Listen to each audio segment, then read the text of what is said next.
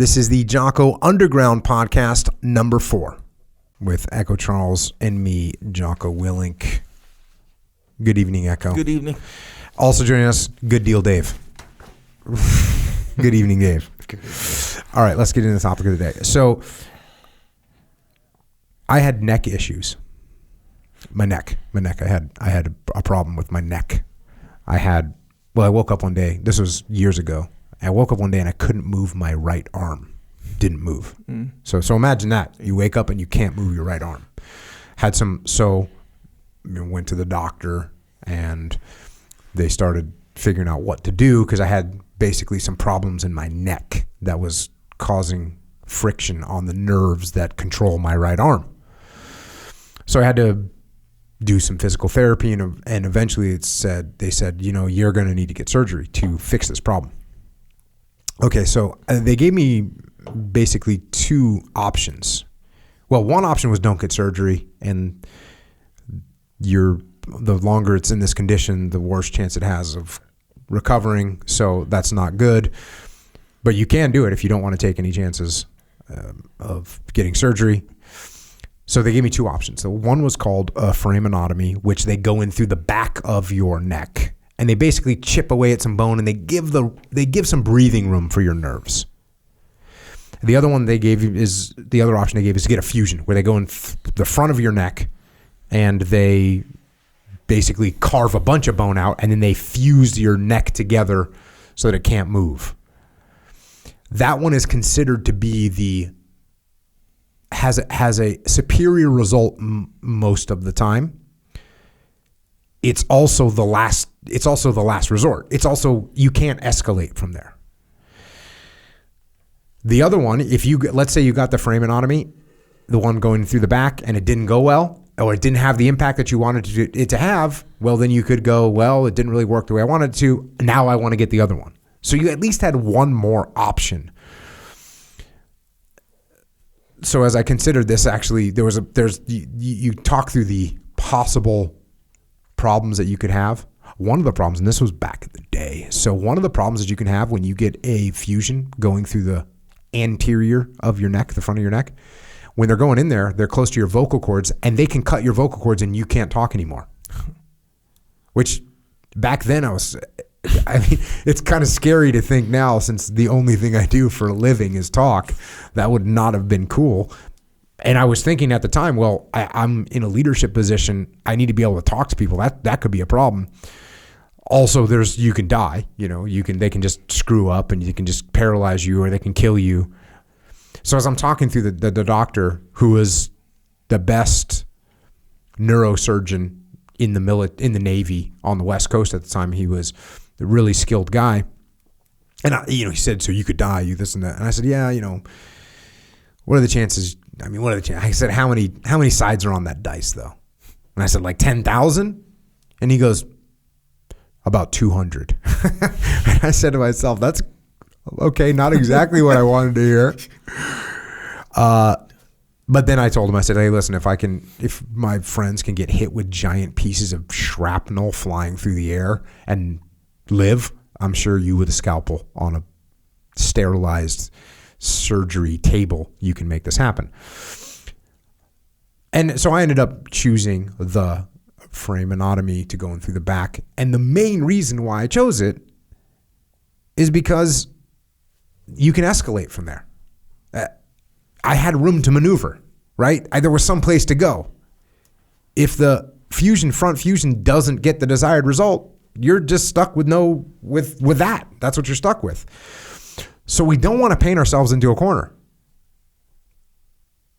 As far as I can tell, I never want to paint myself into a corner. I never want to leave myself without any options. I don't want to dig in to a particular position. I don't want to be in a situation that I can't get out of.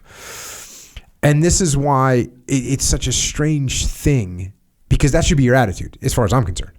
I don't know. In my opinion, your attitude should be, I don't want to be stuck in a position. It should feel wrong if you're trapping yourself in a position, which is weird because there's a counter to that, which is you have to be super determined, right? You have to be super determined. in order to move forward through tough challenges, you got to be determined. So you got to balance that thing between being very, very determined, but at the same time wanting to keep an open mind about what your options are. You want to have both those things kind of going on. And I think for me, a lot of this boils down to thinking strategically versus thinking tactically. We want to start thinking strategically instead of thinking tactically, which everyone knows this, or you should know this. We shouldn't be doing things that benefit us in the short term if they don't benefit us in the long term as well. They're not worth doing. Sure, are there some little things? Hey, it's got a little benefit, so I'm going to do it right now. There's no strategic harm or whatever. Okay, fine. But I'm talking as a habitual way of living. We don't want to do a bunch of things that are beneficial to us in the short term that hurt us in the long term. I mean, just think about your habits as a human being. If you decipher or you discriminate between this is good for me long term, this is only good for me short term. You could make so many decisions and they'd be awesome if you did things only that were good for you in the long term and not just things that are good for you in the short term, but they're bad for you in the long term. The goal, of course, is great when you have something that's good for you in the short term, good for you in the long term. Super, great. That's a no-brainer. We don't even need to talk about that one.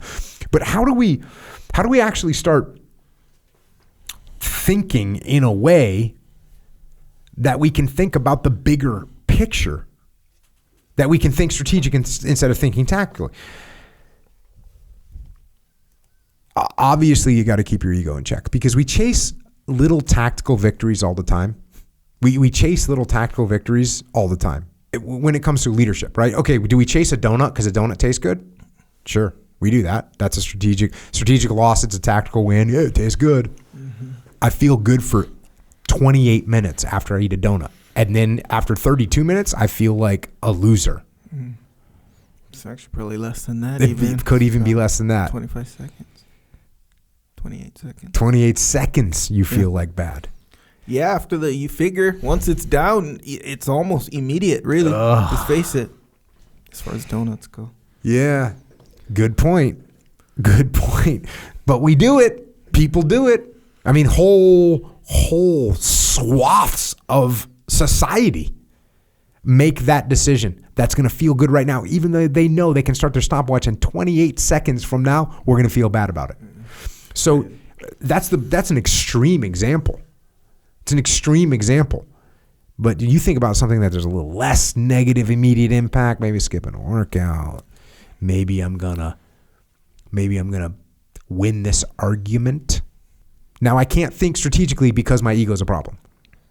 Because I want to win the argument. I want to prove that I'm right so badly that I will detract from our relationship. I'll move things in the wrong direction, but I win this tactical moment because of my ego. Which is crazy to think that we would actually do that. And we do it all the time. People do it all the time. So how do we start moving towards strategic thinking instead of short-term tactical thinking? Obviously, you got to get your ego in check. The second thing you got to do is you got to get up to altitude. You got to get up to altitude where you can see more than just this donut or just this argument. You got to get up to altitude. And what you have to be able to do a little bit is you have to be able to see into the future.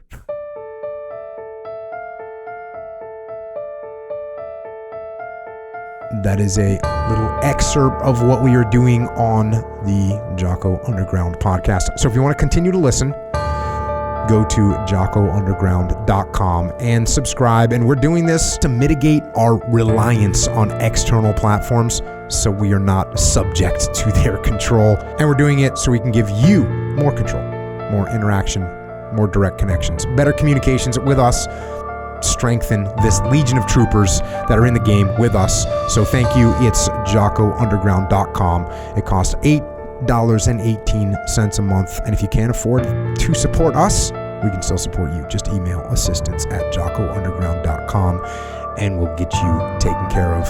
Until then, we will see you mobilized underground.